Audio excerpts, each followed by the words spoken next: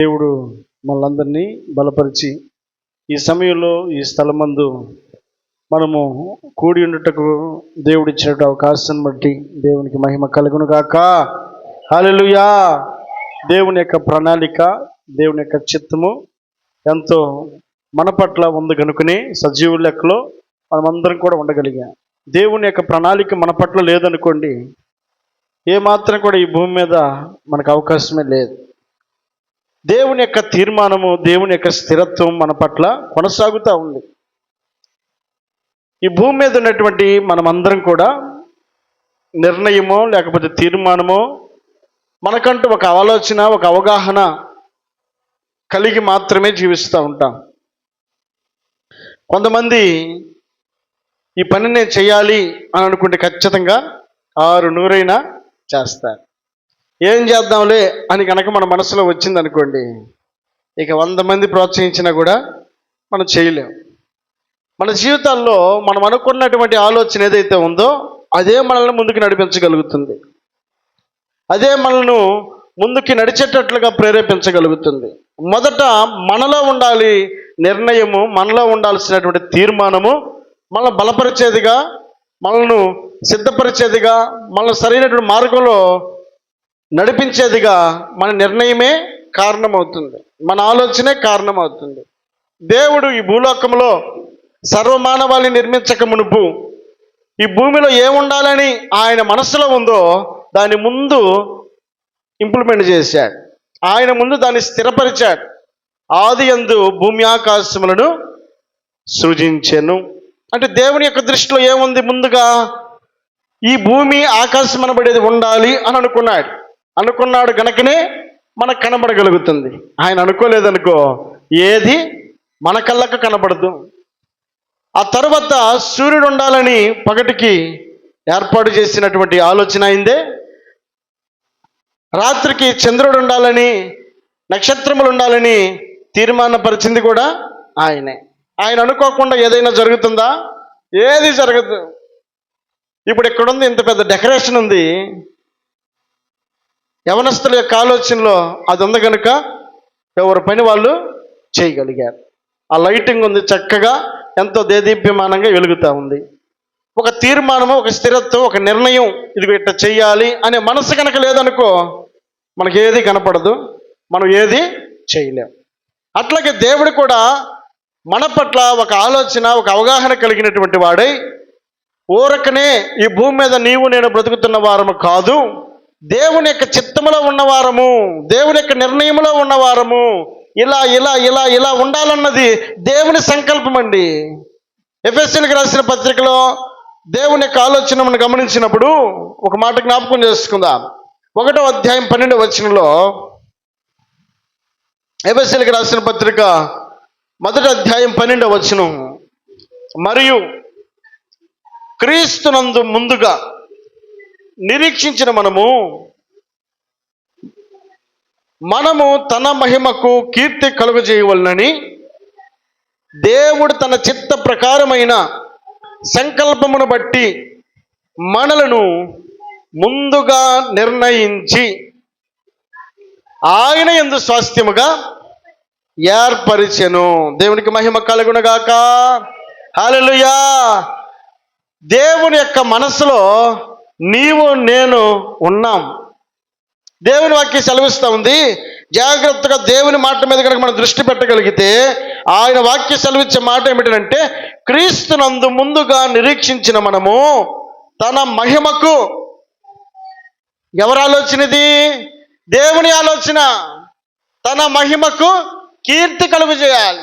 దేవుని గొప్పతనానికి తగినట్లుగా, దేవుని యొక్క మంచితనానికి తగినట్లుగా, దేవుని పరిశుద్ధతకు తగినట్లుగా, దేవుని ఆలోచనకు తగినట్లుగా, దేవుని యొక్క నిర్ణయానికి తగినట్లుగా, దేవుని మనసులో నీ పట్ల నా పట్ల ఏ ఆలోచన అయితే ఆయన కలిగి ఉన్నాడో ఆలోచనకు తగినట్లుగా తన మహిమకు కీర్తి కలగాలని. కీర్తి అని అంటే పేరు, ప్రతిష్ఠతలు, గొప్పతనం నీ ద్వారా పొందుకోవాలనుకుంటున్నాడు ఆయన. నిన్ను బట్టి ఆయన మహిమపరచబడాలనుకుంటా ఉన్నాడు.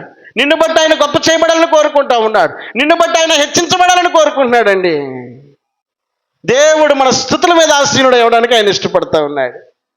అంటే మనం చెల్లించేటువంటి మహిమ ద్వారా, మనం చేసేటువంటి స్తుతుల ద్వారా, మనం పాడేటువంటి పాట ద్వారా, మనం చేసేటువంటి ప్రార్థన ద్వారా, మనం మాట్లాడేటువంటి మాట ద్వారా నీవు ఆయనకు మహిమకరంగా ఉండగలిగితే ఆ మహిమను బట్టి ఆయనకు కీర్తి కలగాలని, ఆయన పేరు రావాలని పలానోళ్ళు అని చెప్పను. కానీ ఎవరికి పేరు వస్తుంది?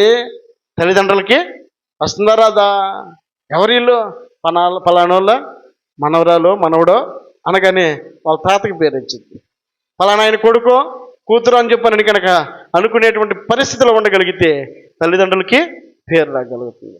ఇప్పుడు నిన్ను బట్టి నన్ను బట్టి తన మహిమకు కీర్తి కలిగేటట్లుగా మన ప్రవర్తన ఉండగలిగితే, మన నడవడిక ఉండగలిగితే, మన మాట ఉండగలిగితే, మన ఆలోచన ఉండగలిగితే, మన సహవాసం ఉండగలిగితే, దేవునితో ఉన్నటువంటి సత్సంబంధాన్ని మనం పెంపొందించుకునేటువంటి వారంగా ఉండగలిగితే మన తండ్రికి మహిమండి. దేవుని యొక్క ఆలోచన ఏంటో తెలుసా? నీ పట్ల నా పట్ల ప్రణాళిక లేకుండా నన్ను సృష్టించలేదు. ఆయన ప్రణాళికలో ఉన్నటువంటి ఆలోచన ఏమిటంటే వాక్యం చెప్తున్నటువంటి మాట, ఇదిగో సమస్తమును క్రీస్తునందు ఏకముగా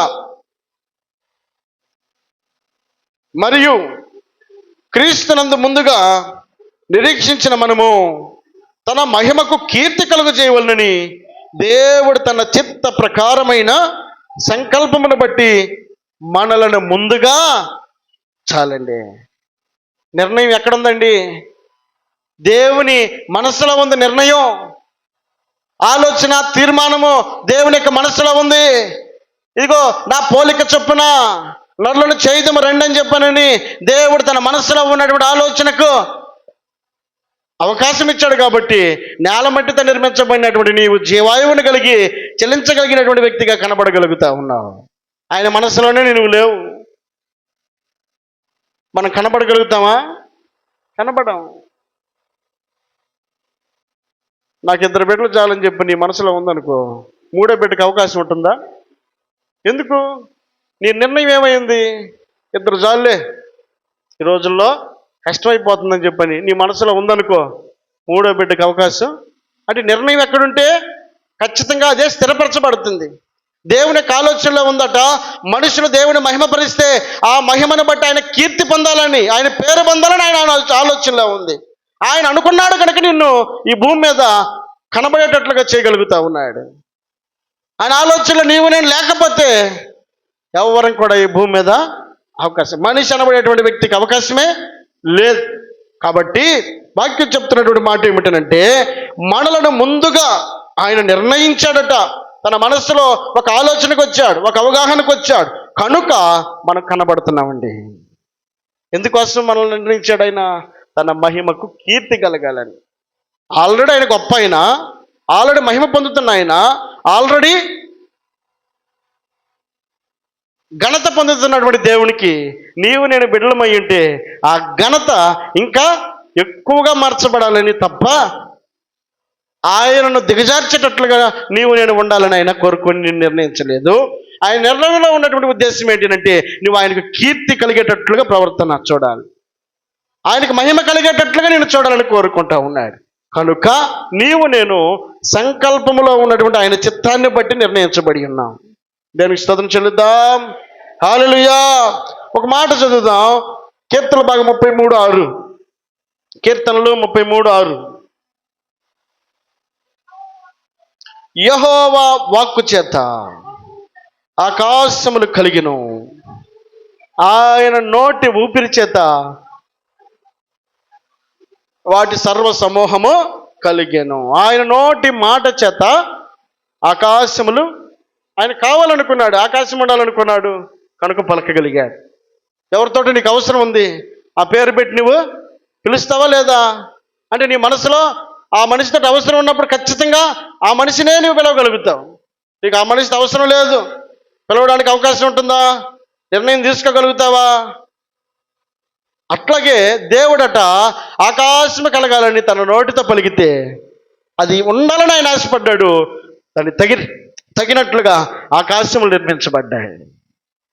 ఆయన నిర్ణయించుకున్నాడు తన మనసులో తన మహిమకు కీర్తి కలగాలి అంటే నన్ను పోలిన మనుషులు ఈ భూమి మీద ఉండాలనుకున్నాడు కనుక నీవు నేను ఉన్నాం. అంటే ఆయన నిర్ణయం ఏమైంది? స్థిరపరచబడిందండి. నిర్ణయం కార్యరూపం దాల్చబడింది. ఈ రాత్రి వేళ దేవుడు నీతో నాతో మాట్లాడేటువంటి ముఖ్యమైన మాట ఏంటనంటే, నీవు నేను మనం కూడా కొన్ని నిర్ణయాలను కలిగి ఉండాలి. అనుకుంటేనే చేయగలుగుతాం, తీర్మానాలు తీసుకుంటేనే చేయగలుగుతాం. ఇవి ఈ సంవత్సరం ఎట్టు ఉండాలి అని కనుక నీ మనసులో ఉందనుకో, ఖచ్చితంగా ఉండగలుగుతాం. నేను ఈ పని చేయాలి అని అనుకుంటే చేయగలుగుతాం. ఆయన మనసులో ఉన్నదాన్ని ఏం చేశాడు? కనబడేటట్లుగా చేశాడు. ఆకాశం ఉండాలనుకున్నాడు, కనబడుతుందా లేదా? ఈ భూమి మీద మనిషి ఉండాలనుకున్నాడు, తన మహిమకు కీర్తి కలిగేటట్లుగా. మనిషి కనబడుతున్నాడా లేదా? అంటే ఆయన నిర్ణయాలు ఏమైనాయి? కార్యరూపం దాల్చినాయి. ఆయన నిర్ణయాలు, ఆయన నోటి మాట కనబడేటట్లుగా, కార్యాలు కనబడేటట్లుగా స్థిరపరచబడ్డాయి. రాత్రి వేళ దేవుడు జ్ఞాపకం చేస్తున్నాడు, నీ నిర్ణయం కార్యరూపం దాల్చగలుగుతుందా? నీ తీర్మానం అది కార్యరూపం దాల్చగలుగుతుందా? పరిశుద్ధ గ్రంథంలో కొందరు భక్తులు తీసుకున్నటువంటి తీర్మానము స్థిరపరచబడిన వారై దేవుని ఆశీర్వాదాన్ని పొందినటువంటి కొందరి యొక్క ఆలోచనను మనం కొద్ది నిమిషాలు గమనిద్దాం. రూతు గ్రంథం చదువుదాం ఒక మాట. రూతు గ్రంథము 1వ అధ్యాయం 16వ వచనం. అందుకు రూతు, నా వెంబడి రావద్దనియు, నన్ను విడిచిపెట్టమనియు, నన్ను బ్రతిమాలు కొనవద్దు. నీవు వెళ్ళు చోటకే నేను వచ్చేదను, నీవు నివసించే చోటనే నేను నివసించేదను. నీ జనమే నా జనము, నీ దేవుడే నా దేవుడు. నీవు మృతి పొందు చోటను నేను మృతి పొందుతును, అక్కడనే పాతి పెట్టబడిదును. మరణము తప్ప మరి ఏదైనాను నిన్ను నన్ను ప్రత్యేకించిన యెడల యెహోవా నాకు ఎంత కీడైనను చేయునుగాక అనిను. తనతో కూడా వచ్చుటకు ఆమెకు మనసు కుదిరినదని నయోమి తెలుసుకున్నప్పుడు అందుని గురించి ఆమెతో మాట్లాడుట మానెను కనుక వారిద్దరూ బెత్లెహేమునకు వచ్చే వరకు చాలండి. వారిద్దరి నిర్ణయము, వారి ఆలోచన, వారి మాట దేవుడు గమనిస్తూ ఉన్నాడు, దేవుడు చూస్తూ ఉన్నాడు. బెత్లెహేములో వచ్చినటువంటి కరువును బట్టి మోయాబు అనబడేటువంటి దేశానికి వారు పొట్ట చేతపట్టుకొని ఆహారం కొరకై ఏదో పని చేసుకొని కాస్త కొద్ది రోజులు కాలం గడుపుదాం, ఈ కరువు ఎంతకాలం ఉంటుందో ఏం జరుగుతుందో అని అనుకొని నయోమితో పాటు తన భర్త, తన బిడ్డలు ప్రయాణమై వెళ్ళినటువంటి ఆ మోయాబు దేశంలో తన ఇద్దరు బిడ్డలకు వివాహం చేసింది. ఎక్కడ? అన్య దేశంలోనే. వెళ్ళేటప్పుడు ఒంటరిగా వెళ్ళినటువంటి తన బిడ్డలకు అక్కడే అమ్మాయిని చూసింది, అక్కడే పెళ్లి చేసింది. ఒక ఆమె పేరేమో రూతు, మరొక ఆమె పేరేమో ఓర్ప. ఇద్దరిని కూడా అన్యులు అనబడేటువంటి దేవుని ఎరగినటువంటి వారిలో నుండి ఆమె వివాహం చేసింది. అంటే వివాహము చేసేటువంటి పరిస్థితి, అక్కడున్న పరిస్థితులు ఇంకా కరువు ఉన్నందున అక్కడున్నటువంటి పరిస్థితులను బట్టి అక్కడున్నటువంటి వారినే వివాహం చేయడానికి రూతు నయోమి తీర్మానం చేసుకుంది. మొత్తానికి వివాహం చేసింది. పరిస్థితి కుదరలేదు. ఇద్దరు కుమారులు కూడా చనిపోయారు. అంత మాత్రమే కాదు, తన భర్త కూడా చనిపోయాడు. ఇప్పుడు మిగిలింది ఎవరెవరు? Naomi, Ruth, Orpah. వీరు ముగ్గురు మిగిలారు. మిగిలినప్పుడు తల్లి చెప్తా ఉంది, అత్త చెప్తున్నటువంటి మాట ఏమిటంటే, అమ్మా ఇప్పటి వరకు ఏదో నన్ను కనిపెట్టుకొని, నా కుమారుని కనిపెట్టుకొని ఒకళ్ళు ఉంటే ఉన్నావేమో, ఇదిగో ఇప్పుడు నీకు తోడుగా ఉండటానికి ఎవరు కూడా లేరు కాబట్టి ఇంక నేను నా దేశానికి నేను వెళ్ళిపోతాను. మీరు యవ్వన బిడ్డలు కనుక ఎవరైనా ఒక పురుషుని చూసి వివాహం చేసుకోండి, మీరు ఇక ఒంటరిగా ఉంటే వారు వీరు అనేటువంటి మాటలు, మీకు ఒక మగదిక్కుని ఎత్తుక్కొని మీరు వివాహం చేసుకోండి అని చెప్పినట్టు ఆ అత్త ఒక సలహా ఇచ్చిందండి. ఇచ్చినప్పుడు ఇక ఎవరి దారిని వారు వెళ్ళిపోవడానికి నిర్ణయము వారి చేతుల్లో ఉంది, వారి ఆలోచనలో ఉంది. ఇక వారి చేతుల్లో ఉన్నటువంటి తీర్మానము వారు ఏదనుకుంటే అది చేయొచ్చు, ఏది ఆలోచన అయితే వారి మనసులో ఉంటుందో అది చేయగలుగుతారు. ఇప్పుడు ఓర్ప వెంటనే తన అత్తను ముద్దు పెట్టుకొని వెళ్ళిపోయింది చెప్పిన మాటను బట్టి. ఇప్పుడు రూతు మాత్రం కదలడానికి ఇష్టపడలేదు. అప్పటి వరకు తాను నమ్మిన దేవుడు వేరు, తన బంధువులు వేరు, తన రక్త సంబంధికులు వేరు. నయోమి కొద్ది రోజులు పరిచయం అయి ఉండొచ్చు, పుట్టుకతో పరిచయం అయి ఉన్నటువంటి రక్త సంబంధికులు అందరూ కూడా ఆ దేశంలోనే పెనవేసుకున్నటువంటి బంధమై ఉండొచ్చు, వారితో ఉన్నటువంటి సహవాసమును బట్టి కావచ్చు. కొన్నిసార్లు అంటూ ఉంటాంగా, పక్కూర్లో నాకు ఎక్కడ నిద్ర పట్టదయ్యా, మన ఇంటికి వస్తేనే నిద్ర పట్టిద్దని అంట. ఒక్క రాత్రి కూడా పక్కూర్లో నిద్రే పట్టదు.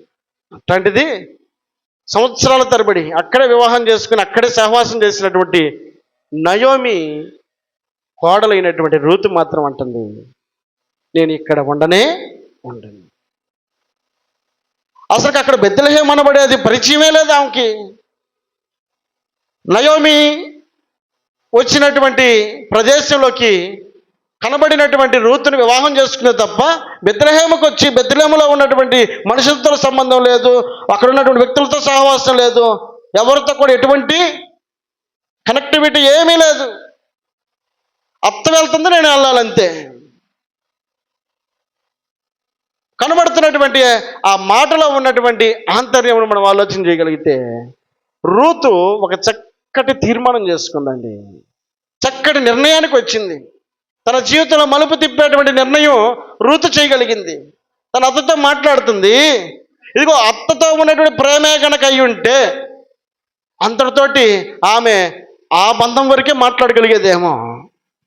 అక్కడ మాట్లాడిన మాట ఏంటో తెలుసా? అందుకు రూతు, నా వెంబడి రావద్దనియు, నన్ను విడిచిపెట్టమనియు నన్ను బ్రతిమాలుకొనవద్దు, నీవు వెళ్ళు చోటకే వచ్చేదను, నీవు నివసించే చోటనే నేను నివసించేదను, నీ జనమే నా జనము, నీ దేవుడే నా దేవుడు, నీవు మృతి పొందు చోటనే నేను మృతి పొందేదను, అక్కడనే పాతి పెట్టబడిదను, మరణము తప్ప మరి ఏదైనాయు నిన్ను నన్ను ప్రత్యేకించిన యెహోవా నాకు ఎంత కీడైనా చేయునుగాక అనెను.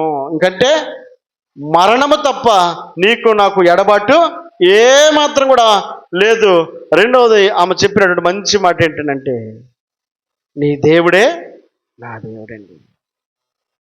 నమ్ముట నీ వలనైతే సమస్తాన్ని సాధ్యపరిచేవాడు. ఒంటరిగా తీసుకున్నటువంటి తీర్మానం, ఒంటరిగా వేసినటువంటి అడుగు, దేవునితో ఉన్నటువంటి సత్సంబంధాన్ని గుర్తెరిగి తన అత్త నమ్మినటువంటి దేవుణ్ణి, నేను కూడా ఆ దేవుడు నిజమైనటువంటి దేవుడని, ఇదిగో పుట్టినప్పటి నుంచి తాను పెరిగినటువంటి వాతావరణం వేరు, తనతో ఉన్న సంబంధం వేరు, తను చేసిన భక్తి వేరు, తను చేసినటువంటి ఆలోచనలన్నీ కూడా వేరై ఉండొచ్చేమో. ఎప్పుడైతే అత్తతో సహవాసం చేయడం ప్రారంభించిందో అత్త నమ్మినటువంటి దేవుణ్ణి గుర్తిరిగిందండి. గుర్తిరిగినటువంటి దేవుణ్ణి మాత్రం విడిచిపెట్టడానికి ఇష్టపడడం లేదు. ఇప్పుడు అంటుంది, నువ్వు ఎక్కడికి వెళ్తే నేను ఎక్కడికి వస్తాను, నీ దేవుడే నా దేవుడు. దేవుడికి మహిమ కలుగునుగాక. హల్లెలూయా. తన తీర్మానము ఆశీర్వాదకరంగా మార్చగలిగినటువంటి దేవుడు, తన ఆలోచన మార్చగలిగినటువంటి దేవుడు, తన స్థిరత్వాన్ని స్థిరపరచగలిగినటువంటి దేవుడు. ఏ ఆలోచన అయితే తాను కలిగి ఉందో ఆ ఆలోచన తనకు ఆశీర్వాదకరంగా మార్చబడుతుందని రూతు కూడా గ్రహించకపోయి ఉండొచ్చేమో. చేసింది భక్తి, వెంబడించింది దేవుణ్ణి, చేయాలనుకుంది ఆయన కొరకు త్యాగం. ఆ దేవుని విడిచిపెట్టకుండా తాను చేసినటువంటి భక్తి ఏదైతే ఉందో తన జీవితంలో ఆశీర్వాదకరంగా మార్చుకోగలిగింది. మత్తయి రాసిన సువార్త చదువుతాం. మత్తయి రాసిన సువార్త 1వ అధ్యాయం 5వ వచనం. నయస్సోనును సల్మానును కనిను, సల్మాను రాహాబునందు బోయాజును కనిను, బోయాజు రూతునందు ఒబేదేదును కనెను. చాలండి. ఎవరినందు? బోయాజునందు, బోయాజు రూతునందు ఒబేదును కనెను.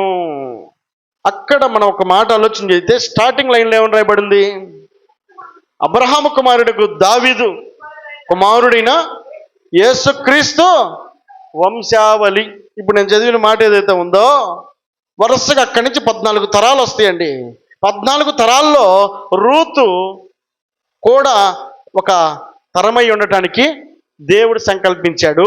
ఆ 14 తరాలలో ఆమె తరమ తర్వాత వచ్చినప్పుడు తన సంతానముల నుండి వచ్చిన తర్వాత చివరికి వచ్చేసరికి ఇక్కడ ఒక మాట రాయబడింది 16వ వచనంలో, యాకోబు మరియా భర్త అయిన యోసేపును కనిను, ఆమె యందు క్రీస్తు అనబడిన యేసు పుట్టెను. దేవునికి మహిమ కలుగును గాక. హల్లెలూయా, హల్లెలూయా. అంటే యేసుక్రీస్తు ప్రభుల వారి యొక్క జనన విధానాన్ని జ్ఞాపకం చేసేటప్పుడు 14 తరాలను ఒక్కొక్కరికి మనం చదువుకుంటూ వస్తూ ఉన్నప్పుడు చివరికి వచ్చేసరికి ఆ తరాలలో నుండి వచ్చినటువంటి యేసు ఈ లోకరక్షకుడై ఉన్నాడు. దేవునికి మహిమ కలుగును గాక. హల్లెలూయా.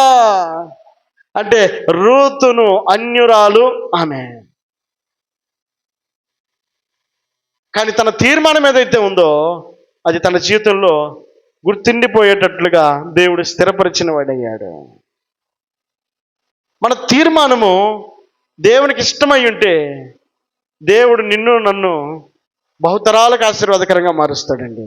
మన తీర్మానం మంచిదై ఉండాలి. ముందు మన నిర్ణయం మంచిదై ఉంటే మన రాబోయేటువంటి తరాలకు ఆశీర్వాదకరంగా మనం మార్చబడతాం.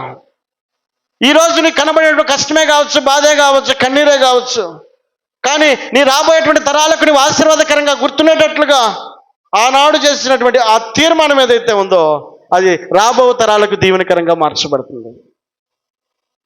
దేవుని యొక్క ఎన్నికలో నీవు నేను ఉండాలి అని అంటే మన తీర్మానము తప్పనిసరిగా స్థిరపరచబడాలండి. నిర్ణయాలు తీసుకోవటం కాదు, తగినట్లుగా మనం దాన్ని కొనసాగించుకునే వారం అయ్యండి. దేవునికి మహిమ కలుగును గాక. హల్లెలూయా. ఇంకొక వ్యక్తిని జ్ఞాపకం చేసుకుందాం. పరిశుద్ధ గ్రంథంలో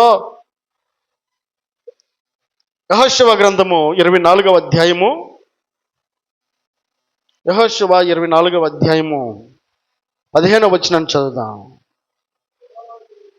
యెహోవాను సేవించుట మీకు కీడని తోచిన ఎడల మీరు ఎవరిని సేవించెదరో నది అద్దరిని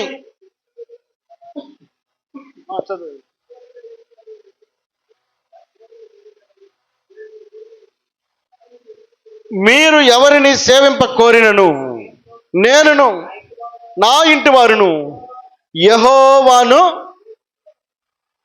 ఒక భయంకరమైనటువంటి నిర్ణయం. లక్షల మంది తన ముందు నడుస్తున్న వారి యొక్క ఆలోచన వేరు, నడిపిస్తున్నటువంటి యెహోషువ యొక్క ఆలోచన వేరు. వారందరూ కూడా మిళితమైపోయి వారి ప్రయాణాలు కొనసాగుతూ ఉన్నాయి. దారిలో కనబడినటువంటి వాటినల్లా, కనబడినటువంటి వ్యక్తులతోనల్లా సహవాసం. వారు ఏది చేస్తున్నారో అది చేయడానికి, వారు ఎలా ఉన్నారో అలాగే ఉండటానికి, వారు ఎలా నడుచుకుంటున్నారో, ఎలా మాట్లాడుతున్నారో, ఎలా కనబడుతున్నారో వాటన్నిటి విషయాల్లో వారు ఇదిగో దేవునితో వారు సంబంధం లేకుండానే లోకమును అనుసరించి నడుస్తున్న వ్యక్తులుగా కనబడుతున్న వ్యక్తుల నిర్ణయాలు ఒకవైపు కనపడుతూ ఉంటే వారందరినీ పక్కకి నెట్టేసి ఒక్కడై ఉన్నటువంటి యెహోషువ అంటాడు, మీరు ఎవరిని సేవింపకోరినను. మీ ఆలోచనలు నాకు తెలుసు, మీ నిర్ణయాలు నాకు తెలుసు, మీ తలంపులు నాకు తెలుసు, మీ ఆలోచనలు ఏమిటో నాకు తెలుసు. ఇక మోషే అనబడేటువంటి వ్యక్తి సినాయి పర్వతం మీద 40 దినాలు ఉపవాసం ఉండి అక్కడ 10 ఆజ్ఞలను తీసుకురావడానికి 40 దినాలు కనపడపోతేనే ఏమన్నారు, మోషే అనేవాడు ఏమైనా మాకు తెలియదు. వెంటనే నిర్ణయాలు మారిపోతున్నాయి వాళ్ళకి. అక్కడ ఐగుప్తు నుంచి వచ్చేటప్పుడు ఆలోచన వేరు, మధ్యలోకి వచ్చిన తర్వాత కొనసాగించేటువంటి విధానంలో మారిపోయినాయండి. అక్కడేమో భయభక్తులతో బయలుదేరారు, మధ్యలోకి వచ్చేసరికి తారుమారైపోతున్నాయి నిర్ణయాలు. స్వచిత్తానికి అవకాశం ఇస్తూ ఉన్నారు, లోకానికి అవకాశం ఇస్తూ ఉన్నారు, లోకపు ఆలోచనలకు అవకాశం ఇస్తూ ఉన్నారు. దేనికోసం వారు నిర్ణయించబడి ఉన్నారో, ఎవరు వారిని విడిపించి ఉన్నారో, వారు చీకటిలోనో లేకపోతే ఐగుప్తులోనో 430 సంవత్సరాలు వారు వారి తరాలన్నింటినీ కూడా విమోచనకు గురి కాకుండా విమోచించడానికి మాత్రం కూడా ఫరో ఇష్టపడినటువంటి పరిస్థితులన్నింటినీ వారు చూసి ఆ రాత్రి కన్నీరు గార్చి ఏడ్చి మేము పడలేమయ్యా అని చెప్పానంటే ఆయన ఏం చేశాడు, ఐగుప్తు నుంచి మోషేని పంపించి ఫరోను బెదిరించి అక్కడ ఉన్నటువంటి ఇశ్రాయేలులందరినీ కూడా నడిపించాడండి. అప్పుడే చెప్పాడు దేవుడు, ఏం తెలుసా, కనానీయులు పెరిజ్జీలు నివసించే స్థానమైనటువంటి పాలు తెరలు ప్రవహించే దేశమైనటువంటి కనాను ఏదైతే ఉందో ఆ కనానులో ప్రవేశపెట్టడమే దేవుని యొక్క ఆశ. కనానుకు ప్రవేశించేటువంటి క్రమంలో కొంతకాలం గడుస్తూ ఉండగా, కొన్ని రోజులు గడుస్తూ ఉండగా నడిపించేటువంటి నాయకుడు దేవునితో సత్సంబంధం కలిగి సినాయి పర్వతం మీద 40 దినాలు ఉంటే ఈ ఎడబాటులో భక్తిని కాపాడుకోలేనటువంటి పరిస్థితుల్లో, వారు స్థిరంగా నిలబడలేనటువంటి పరిస్థితుల్లో ఏమంటారు ఆహారంతో, మా ముందు మోషే కొండ దిగుట తడువు చేయుట ప్రజలు చూచినప్పుడు ఆ ప్రజలు అహరోనుతో కూడి వచ్చి, అమ్మా లెమ్మో, ఇక ఎంతసేపు చూస్తావు నువ్వు మోసే కోసం, ఇక మా పరిస్థితికి ఎవరు పట్టించుకోరా, ఎన్ని రోజులు ఉండాలి ఇక్కడ మేము, కాబట్టి లే అహరోను మా ముందర నడుచుటకు. అరే దేవుని నిర్ణయం ఏమైపోయింది, దేవుని ఆలోచన ఏమైపోయింది. కొన్నిసార్లు ఏదైనా ఒక పనిని మనం ప్రారంభిస్తున్నాం అనుకోండి, 10 నిమిషాలు పాస్టర్ గారు లేటుగా వస్తే మనం ఆగగలుగుతున్నామా?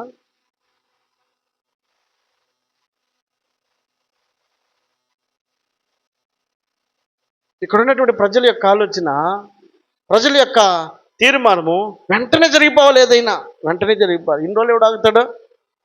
అనుకున్నది అప్పుడే జరిగిపోవాలి. పాస్టర్ గారు వచ్చినా రాకపోయి చేయాల్సింది. వారి తీర్మానాలు స్థిరత్వం లేనటువంటి ఆలోచన దేవుడు గమనిస్తున్నాడు. వారు అంటారు, ఐగుప్తు నుండి మమ్మను రప్పించిన. చూసారా, మర్యాద లేని మాట అండి, గౌరవం లేని మాట. మోషే అనువాడు మాకు తెలియదని అతనితో చెప్పిరి. అందుకు అహరోను, మీ భార్యలకు మీ కుమారులకు చెవులనున్న బంగారు పోగులను తీసి నా యొద్దకు తెండని వారితో చెప్పగా, ప్రజలందరూ తీసి అహరోను వద్దకు తెచ్చెను. తీసుకుని పొగరుతో రూపమును ఏర్పాటు చేసి దూడగా చేసి, అప్పుడు వారు, ఓ ఇశ్రాయేలు, ఐగుప్తు దేశము నుండి నిన్ను రప్పించిన నీ దేవుడు. ఎంత అపచారం అండి, ఎంత అనాలోచితంగా, అంత అయోగ్యకరమైనటువంటి మాట వారి నోట రాగలుగుతా ఉందంటే అసలు భయం భక్తి ఏమన్నా ఉందో వాళ్ళకి? నడిపించినటువంటి దేవుని సైతం తృణీకరించినటువంటి మనస్తత్వం కలిగినటువంటి మనుషులు ఒక ప్రక్కన కనపడుతుంటే యెహోషువ అంటాడు, మీరు ఎవరిని సేవింపగోరినను నేను నా ఇంటి వారును. ఎంత ధైర్యం కావాలండి, లక్షల మందిని ఎదిరించి దేవుని చిత్తానుసారంగా నడవడానికి తీర్మానం చేసుకోవాలంటే ఎంత ధైర్యం ఉండాలి. ఆ తీర్మానాన్ని స్థిరపరచుకోవడానికి యెహోషువ చేసిన ప్రయత్నము ఆశీర్వాదకరంగా మార్చబడింది. ఊరకనే లక్షల మంది ఆగలేక వారికి ఇష్టం వచ్చినట్టుగా ప్రయాణం చేశారు. ఒక్కడ బాల ఎక్కడికి? కనానుకు, పాలు తేనెలు ప్రవహించే దేశానికి ఒక్కళ్ళు వెళ్ళ. ఎవరు వెళ్ళారు? నూను కుమారుడైన యెహోషువ. ఎక్కడ చేరగలిగాడు? దేవుడు కోరినటువంటి కనానుకు చేరగలిగాడండి. పాలు తేనెలు ప్రవహించే దేశానికి వెళ్ళగలిగాడు. చరిత్ర చెప్తున్నటువంటి మాట అంటే తన తీర్మానం ఏం చేసింది? పాలు తేనెలు ప్రవహించే దేశానికి నడిపించిందండి. దేవుడు విడిచిపెట్టాడా? విడిచిపెట్టలేదే. నిర్ణయం సరైనదైతే దేవుడు ఎందుకు విడిచిపెడతాడు? ఆలోచన సరైనదైతే దేవుడు ఎందుకు వదిలిపెడతాడు? కొన్నిసార్లు తీర్మానం చేసుకోవడం మాత్రమే కాదు, పరిస్థితులు ఎట్టా ఉన్నా సరే ఆ తీర్మానానికి తగినట్లుగా మన ప్రయాణమై ఉండాలి, మన ఆలోచన అయి ఉండాలి. తీర్మానాలు తీసుకోవటం ఉంటాయి, కానీ దాన్ని స్థిరపరచుకునేటువంటి ఆలోచన కూడా ఉండాలండి. ఊరకనే మాట అనుకోండి, దాన్ని వదిలేయటం కాదు. దేవునితో కూడిన మాట స్థిరపరిచేటట్టుగా ఉంటే నిర్ణయం తీసుకోవాలండి. లేకపోతే అది పాపంగా మార్చబడుతుంది, అది మన జీవితాలకు శాపంగా మార్చబడుతుంది. వారి తీర్మానాలు ఆశీర్వాదకరంగా మార్చబడ్డాయి. కారణం ఏంటంటే ఆ తీర్మానానికి తగినట్లుగా, ఆ నిర్ణయానికి తగినట్లుగా, వారు ఇచ్చిన మాటకు తగినట్లుగా వారు ప్రయాణమై ఉంది కనుక రూతు తీసుకున్న తీర్మానము ఆశీర్వాదకరంగా యేసుక్రీస్తు జనన వంశావళిలో ఆమె స్థానాన్ని సంపాదించగలిగింది.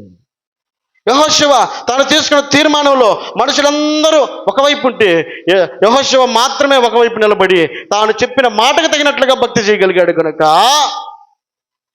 తాను కనానులో ప్రవేశించగలిగాడండి. వచ్చిన లక్షల మంది దారిలో ఎండుటాకుల్లాగా రాలిపోయారట. దేవుడి రాత్రి జ్ఞాపకం చేస్తున్నటువంటి ఒక చక్కటి మాటను జ్ఞాపకం చేసుకుని ముగించుకుందాం. ద్వితీయోపదేశ కాండము 23:21. ద్వితీయోపదేశ కాండము 23:21. నీవు నీ దేవుడైన యెహోవాకు మొక్కుకొనిన తర్వాత ఆ మొక్కుబడిని చెల్లించుటకు తడువు చేయకూడదు. నీ దేవుడైన యెహోవా తప్పక నీ వలన దానిని రాబట్టుకొనును, అది నీకు పాపమగును. నీవు మొక్కుకొని ఎడల నీ యందు ఆ పాపము ఉండదు. చాలండి. నిర్ణయం కావచ్చు, తీర్మానం కావచ్చు, ఆలోచన కావచ్చు. ఇగో దేవునితో పెట్టుకున్నటువంటి ఏ ఒప్పందం అవుతుందో ఆ ఒప్పందాన్ని మనం స్థిరపరిచేటట్లుగా ఉంటేనే చేయాలండి ఆ తీర్మానం. ఇక నేను ఇది చేయాలనుకుంటున్నాను, చెయ్యి. కష్టమైన, నష్టమైన, శ్రమైన, మన జీవితాలకు ఆశీర్వాదకరమైన మాట ఈ రాత్రి దేవుడు జ్ఞాపకం చేస్తున్నాడు. నువ్వు చిన్నదే కావచ్చు, నువ్వు తీసుకున్న తీర్మానం ఎలాంటిదో ఆ నిర్ణయానికి తగినట్లుగా నీ జీవితాన్ని కొనసాగించగలుగుతా ఉన్నావా? ఈ సంవత్సరాంతంలో దేవుడు జ్ఞాపకం చేస్తున్నాడు. మరలా తిరిగి మనము నూతనమైనటువంటి వ్యక్తులుగా కనబడాలి. ఆ తీర్మానాలకు తగినటువంటి ఆశీర్వాదాలు మనం పొందేటువంటి వారమై ఉండాలి. మన జీవితాల ఆశీర్వాదాన్ని పొందడం లేదు అని అంటే మన తీర్మానాలు, మన నిర్ణయాలు, మన ఆలోచనలు, దేవునితో చెప్పుకున్నటువంటి ప్రతి ఆలోచన మనకు ఎందుకు ఆశీర్వాదకరంగా మార్చబడలేకపోతా ఉంది? వాక్యం చెప్తున్నటువంటి మాట ఏమిటంటే నీవు నీ దేవుడైన యెహోవాకు మొక్కుకుని ఎడల ఆ మొక్కుబడిని చెల్లించుటకు తడువు చేయకూడదంటండి. రేపు చేద్దాంలే, ఎల్లుండి చేద్దాం, ఇప్పుడు ఏడ చేద్దాం, వద్దు, ఈ మాటలు వద్దు, దేవునితో పెట్టుకోకూడదుగా అంటాడు. తడువు చేయకూడదు. నీ దేవుడైన యెహోవా, అది ఈరోజు కాదు, 10 రోజుల తర్వాత అయినా నువ్వు అనుకున్న మాటకు తగినట్టుగా ఆయన అట్టకట్ట రాబట్టుకుంటాడు.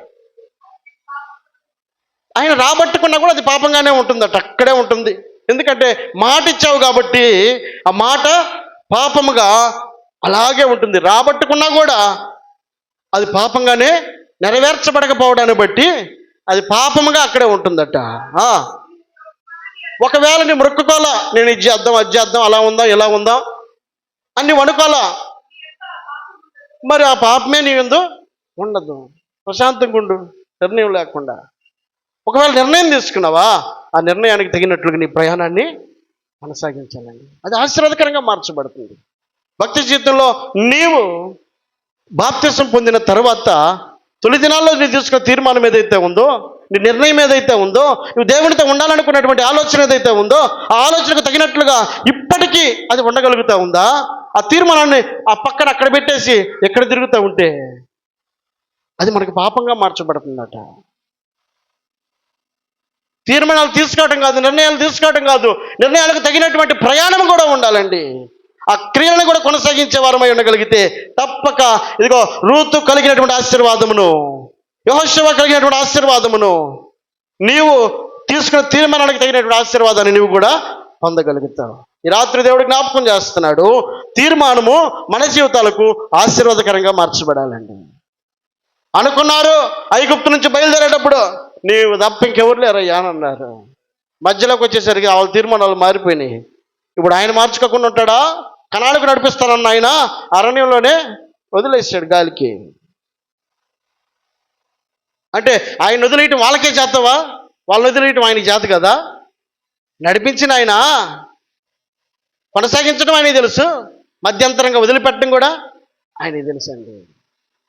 ఆయన గుడ్డోడు కాదు, కన్నులుండి చూడనటువంటి వాడు కాదు, చెవులుండి వినకుండా ఉండేవాడు కాదు.